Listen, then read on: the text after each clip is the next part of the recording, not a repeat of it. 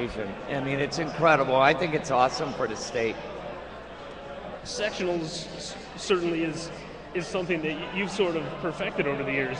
You always seem to perform really well at sectionals and found a way to hold on for the state meet.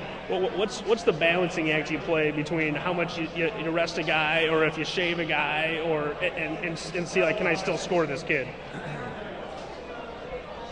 I wouldn't say that I'm good at it or perfected it. It's a gamble. I just think that if, and a lot of other programs have different philosophies, but I believe that if any of our swimmers are close to getting a state cut, I think that they need to be allowed to have their big meet. And so we go ahead and let them fly at sectionals and hope that they have a great meet. And that's usually what they end up doing. But I think with me, I think I don't rest kids enough. So when we swim well at sectionals, we go back home and just get a little more rest and get prepared to go ahead and race at the state meet. Because really that's what it is. It's just a race. Well, that's sort of the old adage, isn't that when in doubt, rest more?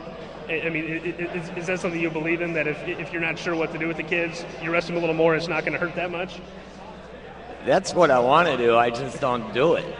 Can't bring yourself that's what clearly, I don't think we rest enough, because we've had kids come in a week later, 2 weeks later, or they go back to their club, and then you get a phone call or an email and say, Coach Walker, I did this, and they drop another 2 to 3 seconds. You're like, well, why wasn't that with us? So I think, you can always rest enough. If you're doing what you need to do in the 3.5 months of the season, clearly 2 weeks is not enough. That's just kind of what we do. We just need to go back and float and blow bubbles a little bit more. You're one of the few coaches in the Chicago area that coaches boys and girls. What's that sort of transition like? Girls season ends and you come to boys season, and obviously you got different personalities, different. Thanks, Corky. A different sort of mentality with the boys than you do with the girls in the fall. What's the difference between the both? Yeah, I mean, do you treat them differently? Is there one thing that you say, I know I can do with the girls that I can't do with the boys, or vice versa? Well, mind you, girls are different than guys. Guys are different than girls. The mentality's different. When we combine together as a team, girls are different than guys' teams. And the one thing that's different with the girls is that we get like 2 weeks before the first day of school. And so that's a lot of core training right there at the beginning of the season. But with the guys, you've got that Christmas break. So the heart of your training is at that Christmas break for the boys. And for the girls, that heart of the training is at the beginning of the season. So you just kind of have to evaluate how it goes. I tend to evaluate our kids from one practice to the next practice. I don't have an agenda for a month in workouts from one day to the next. I know what I'm going to do when I see the guys warm up, and then I go from there, because sometimes we have to deal with sicknesses, sometimes we have to deal with academics.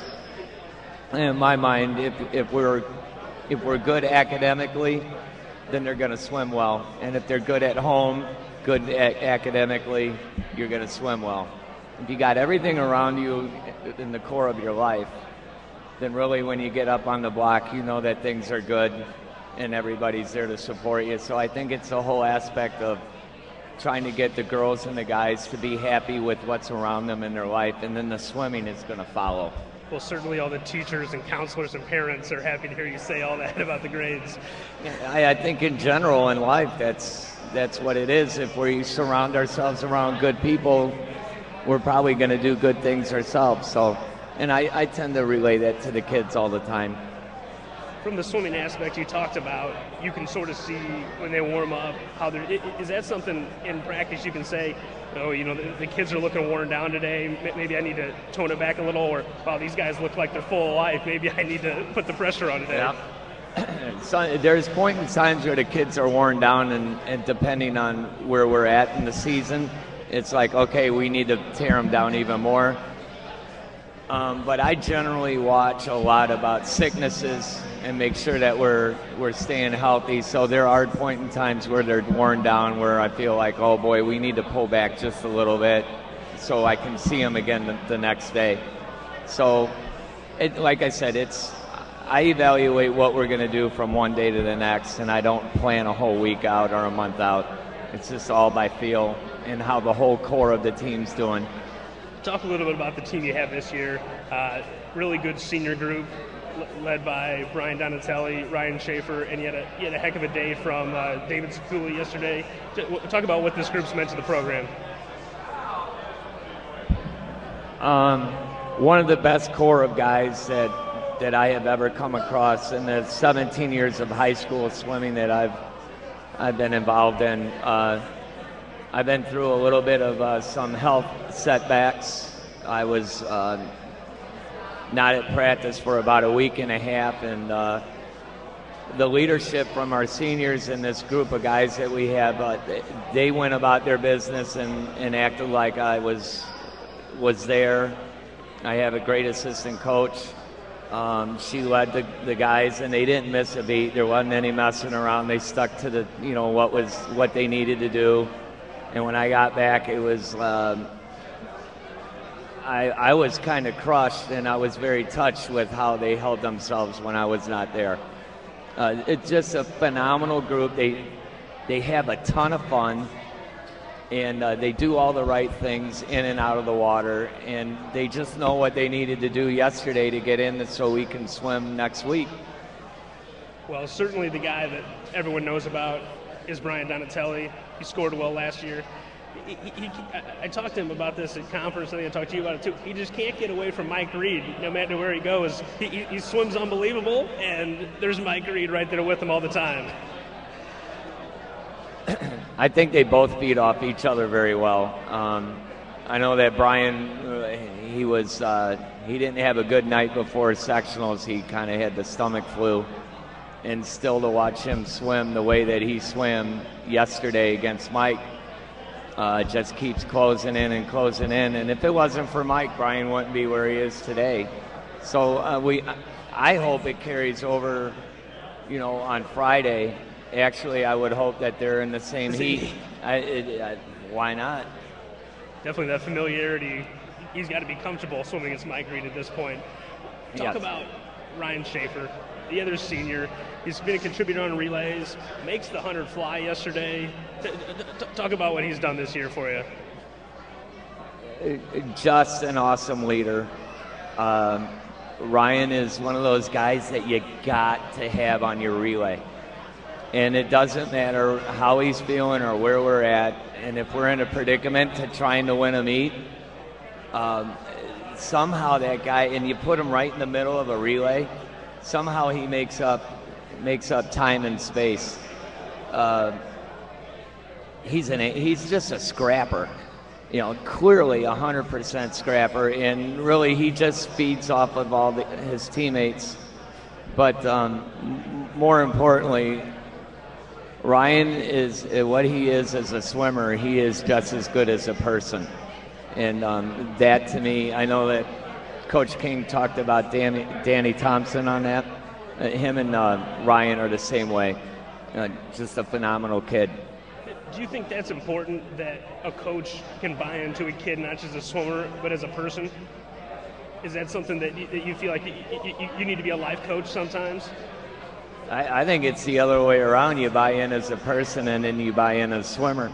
Because like I said before, if everything around you is going well, then your swimming is just going to follow suit. Sort of a, nothing bad on your conscience, free and clear. Exactly. Life is good. Talk about the goals that this team has set for itself, whether it's something you've talked to the kids about or just something the kids talk about amongst each other, because obviously when you got a Donatelli and a Schaefer, this state's, not just the state, but high school swimming is all about sprinters, and so you have a couple good ones to start out with. Goals for next week? Yeah. We don't really talk a lot. First of all, we always want to be a top 10 team. I talked to you about 2 weeks ago about that. I think that's always a good team and program goal. But we don't individually or team-wise talk about, okay, this is what we're going to go do at state. I think we always want to try to final in our events, but really what we want to do is go there and race. I think if you go there prepared to race on Friday, then everything will take care of itself. If you start putting yourself, I have to do this, I have to get in there, I don't think that's conducive to fast swimming. I think you just get up there and pretend like you were in grade school in the gym and PE class and we're going a scooter race. That's the kind of way we want to be, because I think that makes you a little bit more relaxed, because mentally you can just go, it's nothing but a race. Talk about some of the other guys that don't have the experience. Have Brian and Ryan, have they taken a leadership role to sort of tell them what the experience is like and what the conditions are going to be like at the state meet? I'm not sure if you can tell a swimmer. You could talk to a swimmer that's never been there before for hours. And they won't know.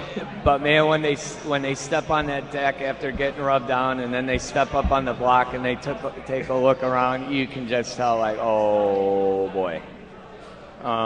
That to me is what swimming's all about. That's an experience of a lifetime. And as a coach, you have to expect your swimmers to kind of go through that first experience of, like, holy cow, this is crazy. But that's what Illinois swimming's all about. Yeah, certainly. I mean, Sports Illustrated was at the state meet a few years ago. Is that not an awesome picture? Yeah, I think that's, you hear a lot of people talk about, we need to build a new facility with more seating. I mean, do you like it the way it is? Because obviously the bigger the facility, the less intimate and intense that'll be. It's a give and take. I know for a fact that there's no atmosphere in the country when you go to Illinois Swimming State Meet and it's held at Evanston, and you can't walk. You literally can't walk, and I'm surprised nobody's been pushed in the pool yet. But in that Sports Illustrated picture, when you talk to people outside of swimming and go, this is what we swim in, there's 3,500 people in the pool and there's 6 guys or 6 girls on the block. Could you handle that pressure? It would be nice to be able to swim in a bigger facility, but somehow can we still keep that atmosphere? I don't know if we could do it or not. Yeah, I love it. It's definitely something that I look forward to every year. Do you become a fan at some point? Anytime during the state meeting, say, I can step away from being a coach, and this is just pretty cool to watch all the fans and all the best swimmers in the state compete? Well, yeah, I'm always a fan of it because it's Illinois swimming. And when I don't have any of my kids in the events, I'm still there just watching who's doing what, and knowing that anybody that swims at the state meet, from my standpoint as a coach, anybody that swims at the state meet, they're a representative of Illinois swimming, and so I'm their fan. But if my kid's in that event, then I'm going to be a fan for my kid first. I want to make that clear. But I think what we do, in my mind, swimmers are a family, and we need to support each other, and especially support fast swimming, because every swimmer represents all of us. Before I let you go, I got to ask you about, it seems like the West Suburban Conference coaches are getting, there's a little mischief going on here. Is my dad trying to give you a heart attack? No, at least I don't think, I hope not. I never thought about that. I wanted my dollar back. So the bet was if you eat a wing up at the table here, you're gonna. I bet him $1 if he'd start eating out of the basket of fries, and he said I'd win my $1 back if I ate a chicken wing. No, we're just having fun. That's what it's all about. Absolutely. Well, Coach, thanks for joining us. I know you'll be ready to go come Friday, Saturday. Yeah, I'm looking to have some fun. But I wanted to say before I leave, congratulations to David Sekula on a great meet yesterday. Thank you, go LT. Thanks, Coach. So.